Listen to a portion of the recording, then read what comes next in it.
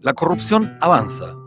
Hace muchos años que la sociedad chilena ha sido notificada de que las más altas autoridades de diversas instituciones del país están completamente corruptas.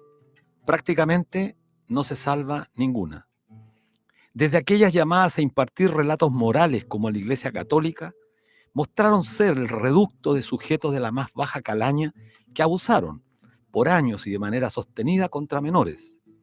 No eran excepciones, sino la regla. Pocos eran los probos. La Iglesia evangélica no escapa a esta decadencia. Sus máximos exponentes descubiertos en conductas reñidas con la ética que profesaban y con patrimonios enormes que solo podían alcanzarse con el fraude y el engaño a miles de fieles que les seguían. El mundo castrense y policial tampoco se salva. Está muy lejos de ser portador de una conducta irreprochable. Por el contrario, sus más altas autoridades han debido enfrentar y enfrentan hoy a la justicia por delitos económicos cometidos durante el ejercicio de sus cargos. En esa misma línea se encuentra la Policía Civil del país, sus máximas autoridades descubiertas en prácticas delictivas abominables. Los grandes empresarios, coludidos para engañar y estafar a la ciudadanía en áreas sensibles para la población, como son la alimentación y los medicamentos. Ni hablar de una industria que ha lucrado con los derechos de las personas como son las ISAPRES, que aún, después de un fallo de la Corte Suprema, persisten mediante triquiñuelas y con un no despreciable grupo de congresistas que les apoyan, seguir burlando la ley. Otros tantos han venido evadiendo y eludiendo la ley de manera sostenida para evitar pagar impuestos al fisco y continúan gozando de la más absoluta impunidad. Y la casta política tampoco se salva. Son decenas de episodios donde personeros de la política se han visto envueltos, desde el financiamiento ilegal a la política, como casos emblemáticos SQM y Ponce Lerú, hasta el robo descarado de alcaldes y alcaldesas que usando recursos públicos se han enriquecido de manera totalmente ilícita, y esto no se detiene. Y a pesar del tiempo en que la corrupción se instaló en nuestro país, parece no haber reacción para revertirla, o al menos detenerla. Esta lacra empieza a esparcirse contaminándolo todo. Por el contrario, la impunidad de la que gozan quienes cometen fechorías en el país son el mejor aliciente para que la corrupción continúe. Por eso, constituye un despropósito el libreto instalado desde el poder constituido que llama a confiar y a respetar a las instituciones del Estado. Existe en los hechos un acuerdo entre los políticos, grandes empresarios, medios de comunicación, por bajarle el perfil a lo sustantivo y concentrarse más bien en lo accesorio y en cuestiones de segundo orden. Es la política del empate que tanto daño ha provocado al país, que coloca a Chile en la rodada del despeñadero de la inmundicia. El caso emblemático de la corrupción es Luis Hermosilla. Se puede sostener que este caso puede superar en corrupción al caso Penta o SQM. Impresiona que los medios de comunicación lo coloquen muchas veces al mismo nivel de corrupción de las fundaciones o casos menores. Existe de manera evidente un interés, especialmente de la derecha, por empatar de forma que al final todo quede en nada, invisibilizar en la estrategia del poder. Sin embargo, el caso Hermosilla tiene múltiples aristas, comenzando porque impidió que la casta política glorificara a Sebastián Piñera. De nada sirvió que en el sepelio rindieran guardia a los militantes del Frente Amplio y del Partido Comunista. Tampoco sirvió que en el discurso fúnebre Gabriel Boric intentara investirlo como un gran demócrata respetuoso del ordenamiento jurídico. Siempre se supo, desde los tiempos en que fue senador hasta presidente de la República, que usó su lugar y usó el poder de privilegio para expandir sus negocios y, por tanto, parte importante de su fortuna es completamente ilegítima. La caída de Luis Hermosilla y sus vínculos con Andrés Chadwick, primo hermano de Piñera, abre la posibilidad de un camino para avanzar hacia el fin de la impunidad. Para ello, lo que menos podemos hacer, hombres y mujeres comunes, es confiar en las instituciones. Hoy más que nunca se requiere desconfiar de todas y cada una de las instituciones que conforman lo que la oligarquía y los dueños del poder repiten por años, que las instituciones hay que cuidarlas, independiente de que uno u otro cometa falta, pues son estas las que le dan continuidad a los países y a los estados. En el caso chileno se requiere ponerse firme y confrontar ese libreto instalado justamente por los que hoy están corruptos, pues llamarán a cuidar la institucionalidad. Acabar con la impunidad debe ser la meta del pueblo chileno. Así se estará dando el primer paso para acabar con la corrupción y, acto seguido, comenzar a acabar con la profunda desigualdad de nuestro país. De lo contrario, confiar en lo decadente puede ser incluso peor.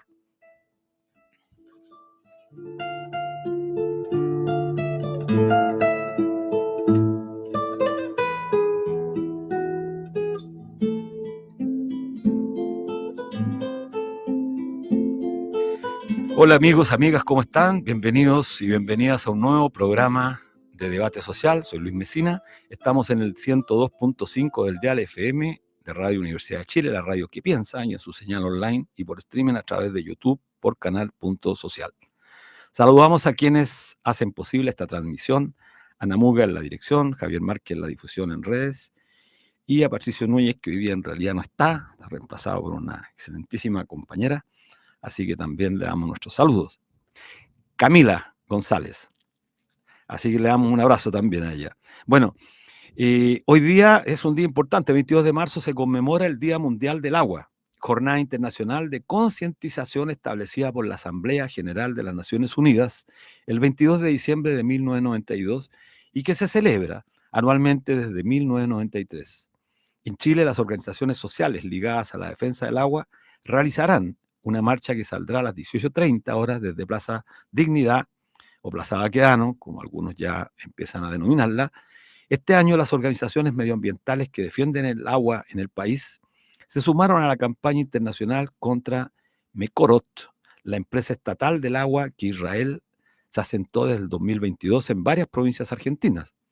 Esta empresa ha sido denunciada a nivel mundial por restringir el suministro de agua a las comunidades palestinas, en lo que se ha dado en llamar el apartheid del agua.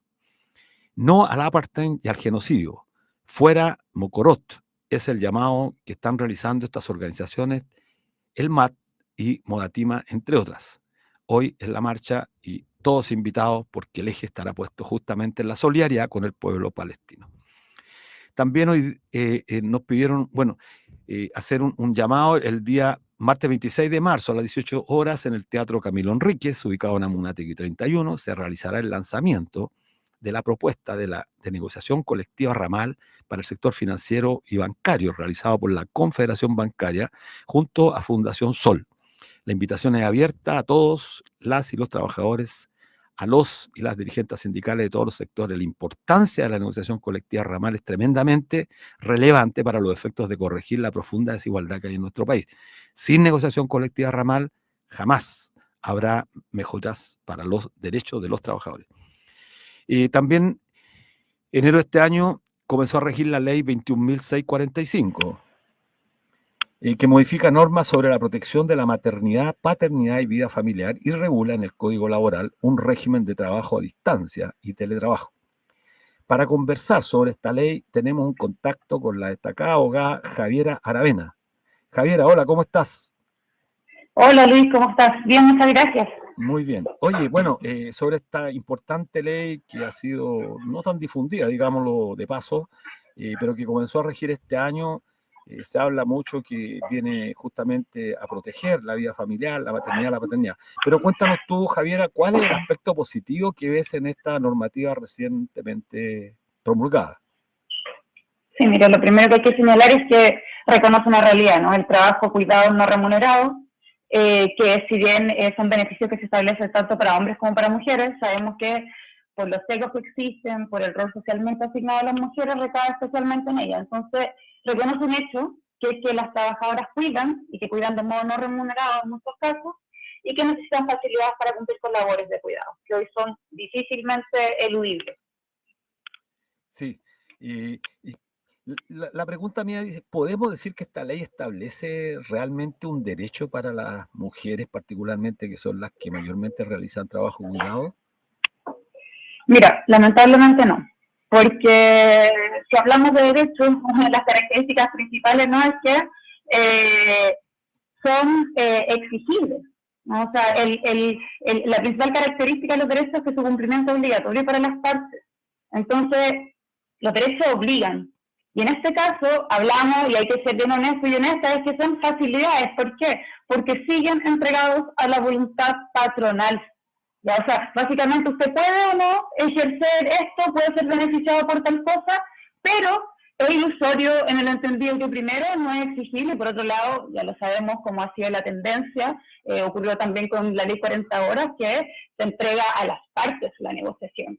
Y te pongo un ejemplo, ¿por qué hablamos de que no son derechos? Porque uno puede pensar que esto es muy abstracto, pero no. Mira, una de las formas de negar los beneficios que establece esta ley, que esto sí lo menciona muy corto, pero es que se le permite al empleador rechazar esta solicitud porque va a tener forma de solicitud. Las trabajadoras van a realizar una solicitud.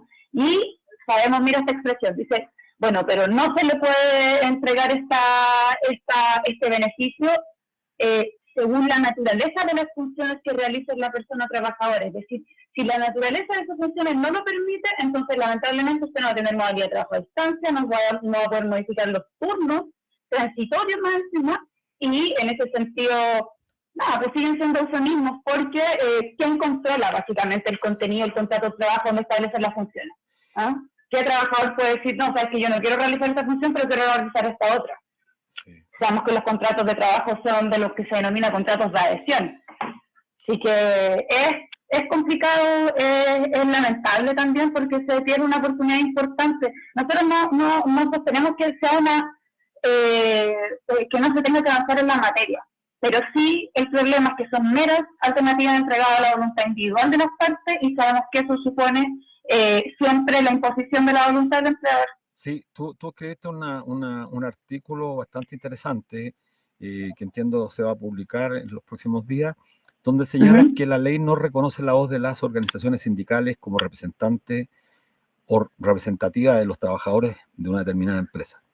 Y agregas luego, por si fuera poco, siendo fiel al texto de la ley, no se establece un actuar colectivo representativo de las y los trabajadores a través de sus organizaciones sindicales, sino de la presentación de una solicitud por parte de la organización sindical respecto a su afiliado. Cuéntanos un poco dónde está, porque de la lectura de tu texto, que insisto, una muy buena columna, se infiere que justamente lejos de avanzar en la dirección de restituirle al sindicato el rol que le corresponde, lo que se hace es consolidar los fundamentos y los principios del plan laboral del año 79 de José Piñera, es decir, este principio de la autonomía de la voluntad instalado en la relación trabajo-capital.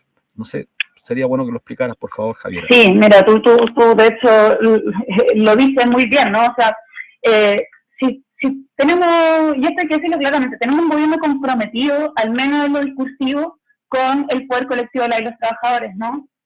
¿Por qué se pierden oportunidades tan relevantes para darle y dotarle poder a los sindicatos?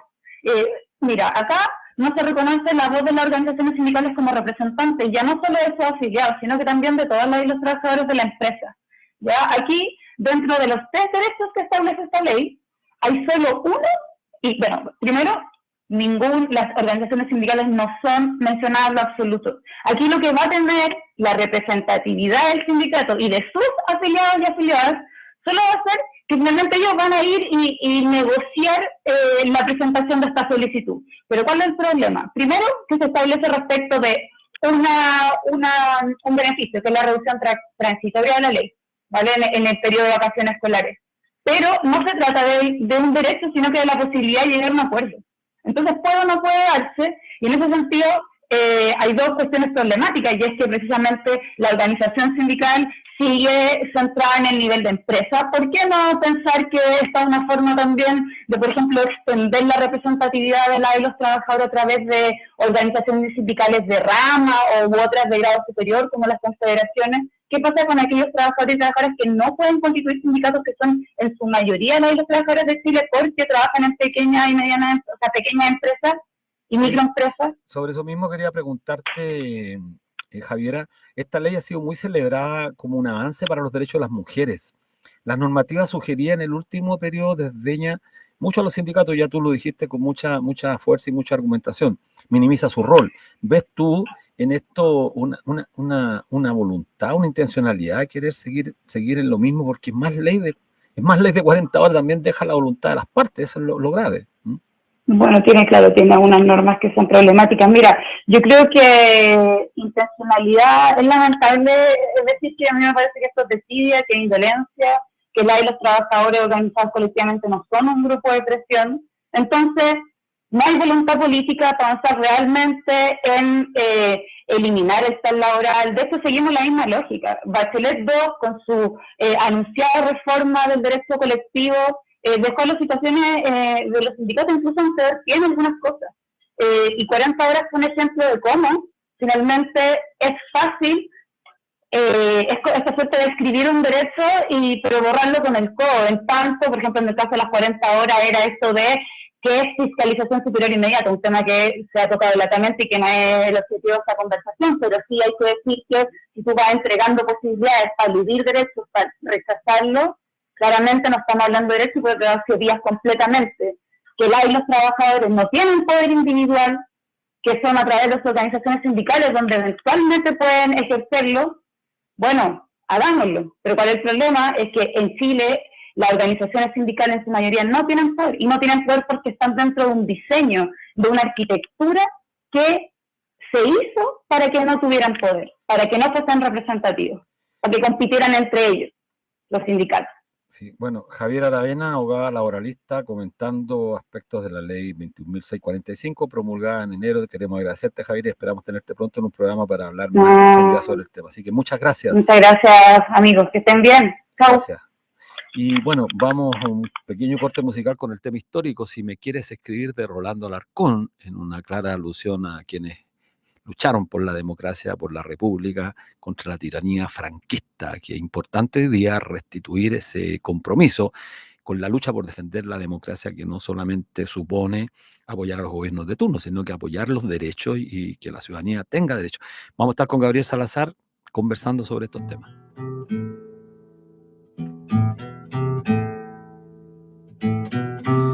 Volvemos a Debate Social, estamos en el 102.5 del dial FM de Radio Universidad de Chile en su señal online y por streaming a través de YouTube en Canal Punto Social. Bueno, hoy estamos con un importante invitado, el historiador Gabriel Salazar. Él es profesor de Estado en Historia y Geografía por la Universidad de Chile, también estudió Filosofía y Sociología en la misma universidad, doctor en Historia Económica y Social por la Universidad de Hull, Inglaterra. Es considerado uno de los fundadores de la nueva historia social, autor de un sinnúmero de libros que no vale la pena. Gabriel es archiconocido y es tremendamente importante. Bueno, bienvenido, Gabriel, que haya aceptado nuestra invitación a nuestro programa. Ya no es primera vez, hemos tenido la suerte de tenerte en 2 o 3 oportunidades. Bueno, el 11 de marzo recién pasado, entremos en materia, el 11 de marzo recién pasado se cumplieron justamente 2 años del gobierno de Gabriel Boric y la coalición Apruebo Dignidad Frente Amplio Partido Comunista, compuesto principalmente por jóvenes profesionales que llegaron prometiendo muchas cosas, provenientes de las manifestaciones estudiantiles del 2011, contra el CAE, gobierno al que se sumaron rápidamente miembros del PPD, del Partido Socialista y también ministros emblemáticos de la ex Concertación. ¿Cuál es tu primer balance de la primera mitad del gobierno de Gabriel Boric? Bueno, un agrado estar de nuevo conversando Muchas contigo gracias. aquí. Gracias por la invitación. Hay que recordar que soy historiador y los historiadores solemos mirar los acontecimientos del día en las perspectivas de larga duración. Sí. Te fijas, por el acontecer cotidiano que es típico de los periodistas, ¿no? Un día con otro, no siempre te entrega las perspectivas profundas de los problemas o digamos los procesos que están en desarrollo. Entonces yo diría que mirando de acuerdo a la pregunta que tú planteas o el tema que tú planteas, yo diría que si consideramos que el país está inmerso en una situación históricamente excepcional, ¿te fijas? Después de fracasar 2 intentos de dictar una nueva constitución, completando 11 intentos ya a lo largo de nuestra historia. Este es el 11º intento fracasado. Es el más grande problema histórico que puede tener un país. no resolver, ¿verdad?, la estructura general de su Estado, de su política, de su economía, Claro. etcétera. No ha sabido darse un orden a sí mismo para desarrollarse o convivir en paz, ¿no? Entonces, no haber resuelto este problema es el peor problema que una sociedad puede tener. Y llevamos 11 veces intentándolo y 11 veces ha fracasado. ¿Te fijas? Entonces, estamos repitiendo la historia. Cuando un país está 11 veces intentando darse a sí mismo, ¿verdad?, un orden mínimo, digamos, para convivir y desarrollarse, es porque estamos mal. Claro. Porque hay un dicho muy viejo entre los historiadores que dice que un pueblo que no conoce su historia real está condenado a repetirla Repetirla, sí. y a moverse en círculo, ¿no? Y moverse en círculo. Y yo creo que en ese círculo estamos. Y un círculo, de verdad, tiende más bien a tirar la gente hacia el fondo, no a la superficie, porque los problemas se profundizan sin solución y se hunden, digamos, en la conciencia pública. Yo creo que en este contexto histórico, ¿qué es lo que un pueblo puede necesitar? ¿Te fijas? Tendría que ser 3 cosas, por lo menos. Uno, que sea consciente de sí mismo, de su propia soberanía para resolver él mismo los problemas que tiene. Pero no tenemos esa conciencia. En 200 años nos han siempre condenado a ponernos al margen de la política, simplemente a hacer una rayita en un voto secreto, que se lleva en la oscuridad, ¿no? Y nada más, ¿no? Y eso no es soberanía. La otra alternativa es que, bueno, de alguna manera los economistas mundiales incorporen a este país a su plan de desarrollo, pero no para explotarlo, sino para ponerlo al mismo nivel. Y eso tampoco se ha dado. Sí. Porque el modelo neoliberal no está hecho para desarrollar ningún país chico, ¿no? Es otro cuento. Y la tercera posibilidad es que surja un político o un movimiento político o un bloque político con altura y capacidad de estadista para entender los problemas profundos y proponer una salida realmente exitosa para esos problemas profundos. Aquí necesitamos un estadista profundo y yo creo que no hemos tenido. Bueno, infiero de tus palabras, Gabriel, que justamente, bueno, se devela la ausencia de una representación genuina del pueblo. Se infiere de tus palabras, además, que prácticamente en Chile la izquierda y la derecha, lo que se suele llamar hoy día el progresismo, que es lo que se llama izquierda en este país, abrazan un mismo proyecto, un mismo modelo, quizás matices de por dónde llevarlo, pero en realidad hay una ausencia absoluta. Entonces quiero preguntarte lo siguiente: tú muchas veces has reflexionado respecto del qué hacer, porque efectivamente tenemos una situación, pero ver la perspectiva, qué hacer, cómo podemos revertir este cuadro que afecta a la gran mayoría de nuestro país. ¿Qué se te ocurre? Porque es difícil. La pregunta. Yo creo que lo que puede ocurrir en el plano superestructural de la política, o sea, del gobierno, o sea, la clase política y sus alrededores, es que sigamos girando en círculo. Hay que pensar que partimos con Bachelet, seguimos con Piñera, seguimos con Bachelet, seguimos con Piñera, y ahora es probable que tengamos Matei, ¿no? Claro. Y tengamos alguien de izquierda que podría el mal ser menor. Claro, de nuevo, y vamos a caer en otro círculo. Exacto. Porque ninguno de ellos va a resolver el problema. Si siguen con la misma tónica de unirse y agremiarse cuando el pueblo se pone difícil, que le tienen miedo al pueblo, o mejor dicho, le tienen miedo que el pueblo se dé cuenta que es soberano. Y al actuar soberanamente, la clase política queda cesante. Entonces le tienen miedo. Y cuando hay movimientos de ese tipo, cuando la ciudadanía aparece en escena, pisando fuerte, digamos, con soberanía, todos los políticos se unen. Eso ha ocurrido ya 3 veces en nuestra historia. Estamos viendo ahora, contemplando el espectáculo, cómo se han unido hoy. Cómo se unieron en la segunda convención constitucional, todos, ¿no es cierto?, para apoderarse de esa convención y ellos dictar la constitución, asumiendo que el poder constituyente es del Congreso, como dijeron. Claro, no es soberano, sí. Claro. Entonces, yo creo que esta situación en la política superestructural va a continuar igual que antes. Vamos a ver los mismos procesos que ellos han hecho, van a aparecer otros. Ahora, típico, aparecen grupos sueltos, se van uniendo, logran un cierto éxito electoral y después se unen como partido, tal como está haciendo el Frente Amplio hoy día, ¿no es cierto? Y después se dividen como el Partido Socialista y se vuelven a unir, ¿eh? Sístoles, diástoles, sístoles, diástoles. Y eso es repetición, circuito vicioso. Entonces, por arriba no va a pasar nada. Vamos a tener de nuevo elecciones, y la gente va a votar Matei, ¿okay? Bueno, no piensas tú. El problema va por nuestro lado. Exacto. Mira, yo, Gabriel, justamente llegué a una conclusión producto de la experiencia que hemos tenido de que lo que tú señalas es tremendamente importante porque nos llaman permanentemente a confiar en las instituciones, hay que respetar las instituciones, lo que está pasando con investigaciones, con la corrupción, son casos aislados, las instituciones hay que cuidarlas. Y yo llegué a la siguiente conclusión, que hay que hacer todo lo contrario, hay que desconfiar profundamente de todas las instituciones del Estado, de los partidos políticos, del Congreso, del gobierno, de la Iglesia católica, evangélica, la Fuerza Armada, etc.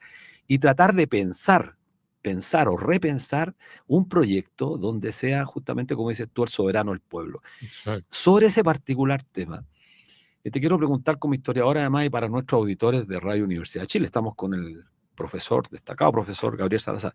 Este llamado que hacen, escucho a los congresistas y a estos congresistas que se llaman de izquierda, pero confiemos en la institucional. Yo confío en la justicia. En el caso de Luis Hermosilla, yo confío que la justicia lo va a condenar. Este es un discurso repetitivo. Sí. Bueno, es un discurso repetitivo de la clase política desde el año 1830. No voy a volver a pensar, pero desde el señor Diego Portales en adelante, claro, que estableció el Estado en forma, como dicen ellos, es decir, definen todas las instituciones que pueden componer el Estado, la sociedad, lo que sea, ¿verdad? Entonces, para ello hay que respetar la institucionalidad, porque detrás de eso está la idea de respetar la ley, respetar el derecho, ¿no?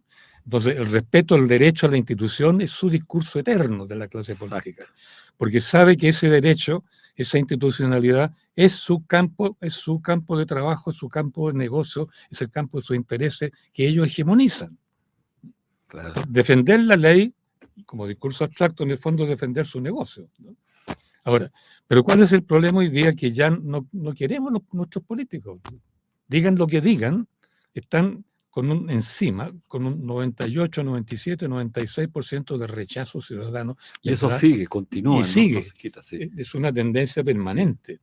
Ahora, ¿qué significa eso? Yo creo que esa es la reflexión que tenemos que hacer. Si estamos desembarazándonos de nuestros representantes de hace 200 años atrás, porque ya descubrimos que no sirven, entonces, ¿sobre quién cae la responsabilidad de refundar el país? Esa palabra tiene terror, ¿no es cierto? Los políticos. Sí. La refundación. Bueno, ¿eh? Bueno, eso es lo que hay que hacer. Pero esta vez hay que hacerlo de manera tal que tenemos que hacerlo nosotros. La pregunta, claro, esa es la pregunta del millón, porque después del análisis descriptivo y crítico del actual estado de la sociedad chilena, por supuesto que llegamos todos a preguntarnos, bueno, ¿qué hacemos? Si las instituciones están absolutamente descompuestas, corruptas, ¿cómo hacerlo? ¿Cómo partir? Claro. Esa es la pregunta. Bueno, hay dos cosas. Uno, el 2019, ¿no es cierto? Gritamos que fue en un las ensayo, calles, sí, fue dignidad. Tenemos que asumir nuestra dignidad ciudadana. Esa es la palabra clave. ¿Y cuál es la dignidad ciudadana? Que somos soberanos y la soberanía radica en nosotros. Nunca se delega la soberanía. La soberanía es inherente a la ciudadanía, al conjunto, a la colectividad ciudadana. Esta puede, de vez en cuando, elegir algunas personas que la representan, pero siempre y cuando que la siga controlando, claro, que pueda fiscalizarla, que las pueda juzgar y que las pueda condenar si es que no cumplen con la voluntad ciudadana. Lo que se llamó en otros tiempos, cuánto largo esta historia, el juicio de residencia. Hasta 1830 existía lo que se llamaba el juicio de residencia, por el cual la ciudadanía podía juzgar a cualquier funcionario público o autoridad pública, desde el presidente hasta el alcalde, el concejal, de acuerdo. En esa época la ciudadanía daba mandatos y establecido el mandato, después del mandato elegía a la persona que iba a ejecutar el mandato. De manera tal que si no lo cumplía, no lo ejecutaba, lo traían de vuelta, revocación de cargo, juicio Esa y es la castigo. revocación muy importante. Juicio sí, y castigo. sí. Pues, normalmente no se enseña, ni la gente conoce, ni la ciudadanía conoce que nuestro héroe máximo, don Bernardo Higgins, lo juzgaron, le aplicaron juicio de residencia y lo condenaron por burlarse y traicionar la soberanía ciudadana. Por eso lo mandaron a Perú. Pero sí. El ostracismo de O'Higgins es expulsión hecho por la ciudadanía. Y eso de Con ese poco se juicio. habla de eso, poco se habla. Claro.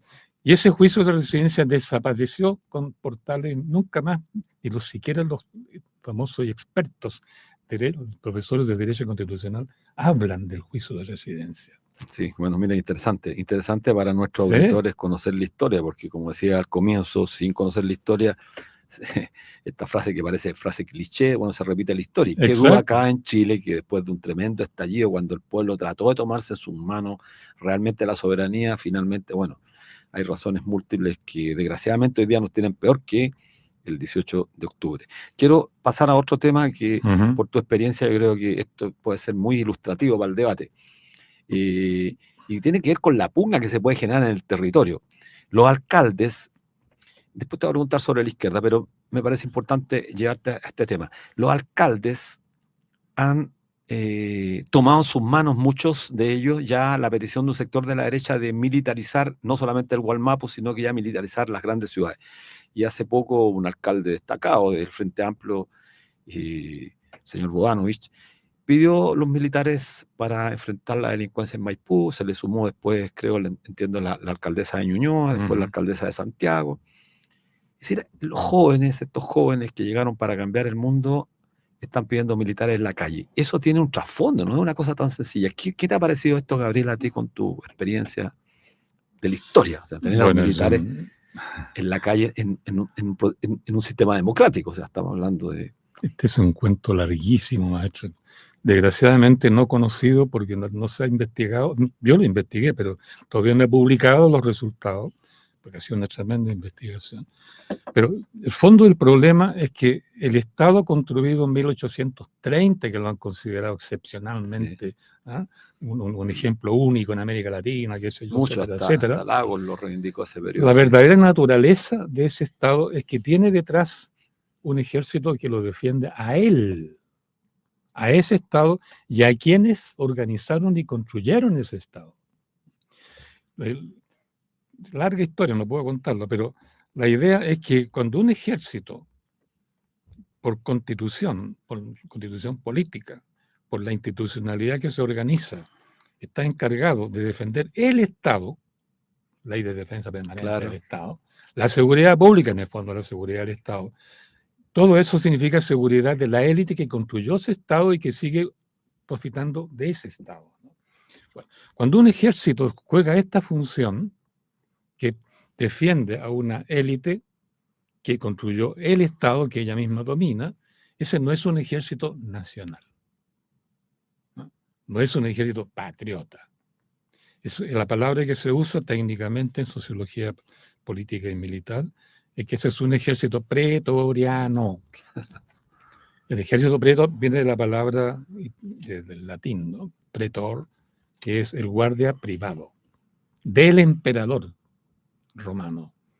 Es guardia privada, defiende a esa persona exclusivamente. Entonces, un ejército que no defienda a toda la nación contra los que la explotan, ¿te fijas? Sino que defiende a los que la explotan, so pretexto que defiende el Estado, o que defiende la nación, o la institucionalidad de la nación, etc. Ese es un ejército pretoriano. Y lamentablemente nuestro ejército fue un ejército pretoriano desde que en 1830 Diego Portales dio de baja al ejército patriota y construyó él un ejército para defenderse a sí mismo con la élite que construyó el Estado. Y desde entonces el ejército no ha hecho otra cosa que proteger el Estado.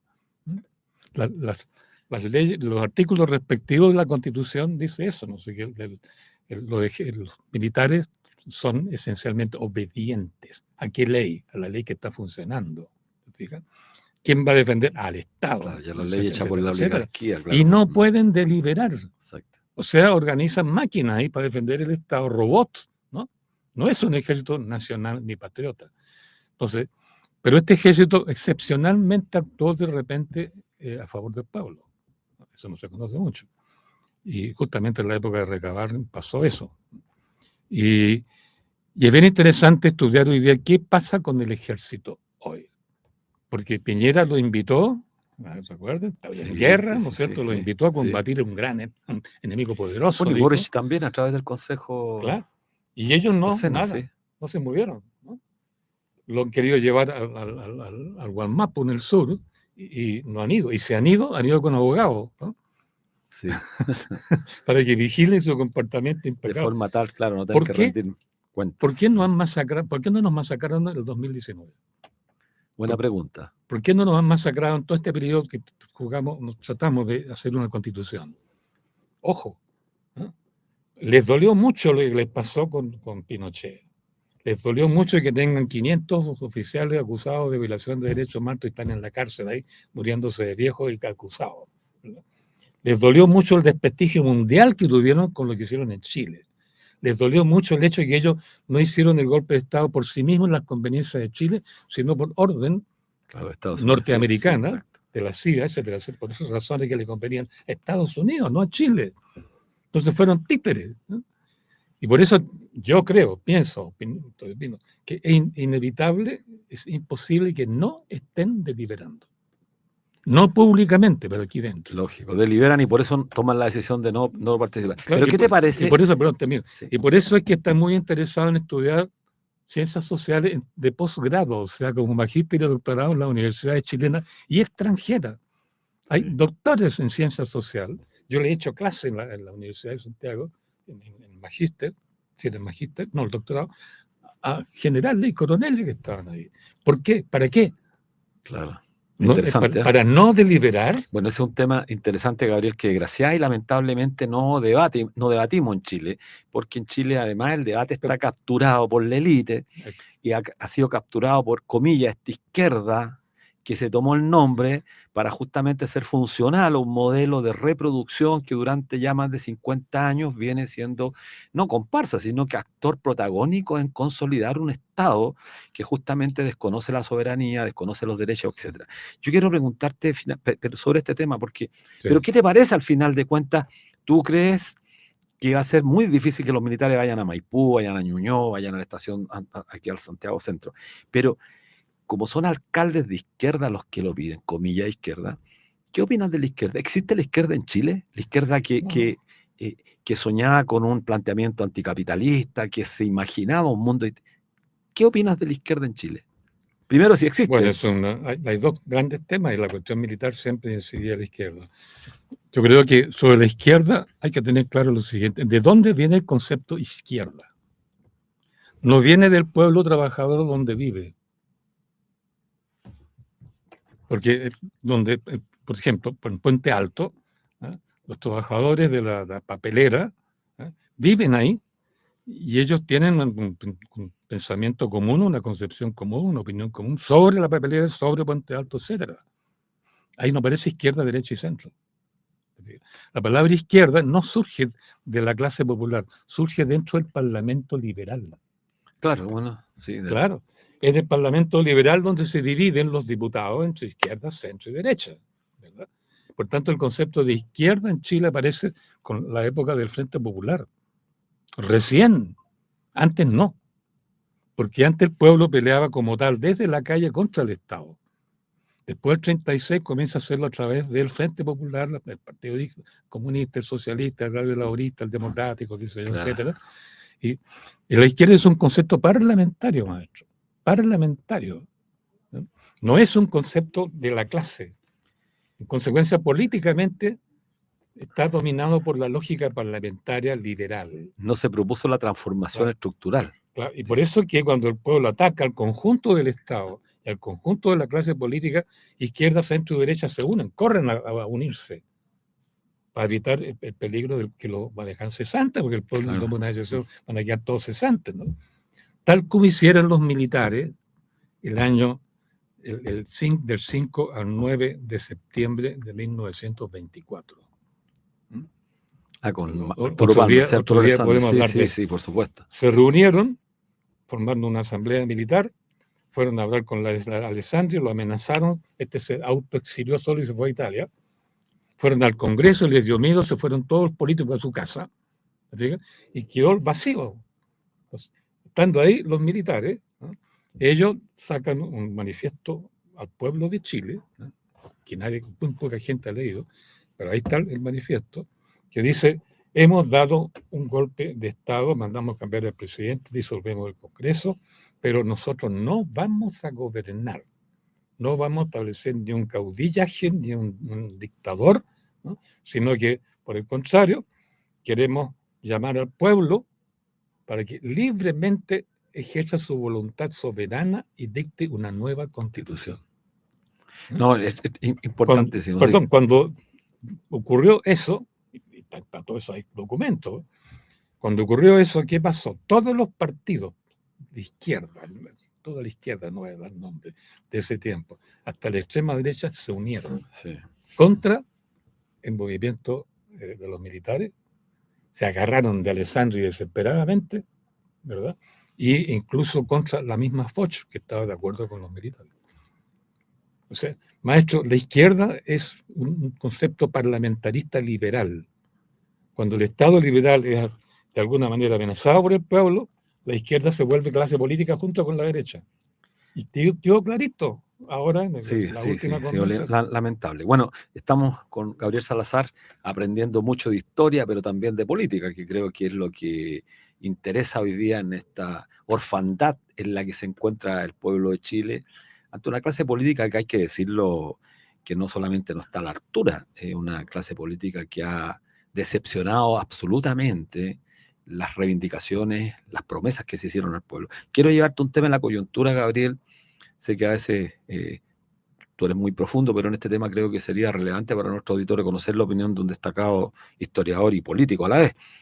El caso Hermosilla, Luis Hermosilla, el caso de la corrupción en Chile, que ya trasciende todo nivel de tolerancia, de asombro hacia la ciudadanía, hacia el hombre común, a la mujer común, al hombre de trabajo, al poblador. ¿Cómo aprecia esta situación que está ocurriendo hoy día en Chile, que muestra la corrupción en nuestro país, pero además la corrupción, la impunidad de la que goza la casta política, los empresariados? ¿Qué te dice esta situación de coyuntura? Bueno, que hace 200 años que el Estado chileno, ¿verdad?, ha sido hegemonizado, ha sido apropiado por una alianza tácita, por un gremio, en el fondo es un gremio, porque comulgan con el interés común de controlar el mismo Estado. Ese es su interés, ¿no? Su interés común. Donde entran los políticos, los partidos políticos, donde entran los funcionarios públicos, donde entran todos los que asesoran a esta gente desde la ley, desde la economía, desde todas partes, ¿no? Y lo que podían entrar también la policía, podían entrar los militares en ciertas épocas, ¿no? Un poco más, poco menos, eso varía con el tiempo. Y por tanto, llega un momento en que para ellos como que el Estado es su terreno propio, es su propiedad, ¿no? Por tanto, pueden usufructuar privadamente de él. No tienen la conciencia cívica, no, esto no se toca porque es del pueblo, de la ciudadanía, es de la sociedad, ¿no? Entonces, cuando hay muchos años, en este caso 2 siglos, en que están trabajando personalmente con ganancias para su clase, el Estado y todos los recursos chilenos que tiene el Estado, aparece esta confusión. Claro. ¿Ah? Esto no es solo nacional, también es mío. Entonces, usufructo de él, ¿no? Porque yo encuentro increíble que un ministro, qué sé yo, un funcionario de alto nivel que hace una carrera, que alcanza cierto prestigio, robe, maestro. Bueno, sí. Hay que ser muy tonto, pero muy tonto. Bueno, la inmoralidad que cruza. Una última pregunta, Gabriel, que llevamos vamos a cumplir 5 años en octubre de este año del estallido, que fue casi una expresión revolucionaria del pueblo chileno. Sin embargo, hoy día hay un retroceso gigantesco en el movimiento social, hay mucha dispersión. ¿Piensas que se va a revertir esto en algún momento y a qué apuestas? Yo creo que se está revirtiendo. Por abajo. Por abajo, lentamente, y estamos en el comienzo. No es que todavía aflore a la superficie y sea noticia, no. Todavía está, digamos, en el espectro invisible de los periodistas, ¿no? Pero hay una suerte de concentración de las comunidades sobre sí mismas. Tan decepcionados de las políticas, qué sé yo, etcétera, etcétera, y de la ideología y de las leyes, que tienden a reunirse en sí mismas. Y esto lleva consigo varias cosas, porque uno es la idea de recogerse en la comunidad local, ¿no? Y eso incluye, cuando la gente se recoge sobre sí misma, en su vecindario, ¿no? Hay Claro, papás, cabros chicos, trabajadores, ingenieros, arquitectos, que son vecinos, ¿no? Se produce un fenómeno de comunitarización un poco de la vida, que incluye varias cosas. Uno, comienzan los jóvenes a mostrar a la comunidad sus creaciones, canciones nuevas, pintura, dibujo, baile, qué sé yo, teatro, lo que venga. Hay una explosión cultural. El así primer es, síntoma que hay cultura local que comienza a emerger, dinamizada desde el corazón de la misma comunidad. así es. Y eso ya lo estamos viendo. Así es. Bueno, Gabriel Salazar, historiador destacado, muchas gracias por haber participado en nuestro programa, Gabriel. Bueno, y nos vemos el próximo viernes, como todos los días viernes a las 16 horas, en un nuevo programa de debate social. Muchas gracias, Gabriel.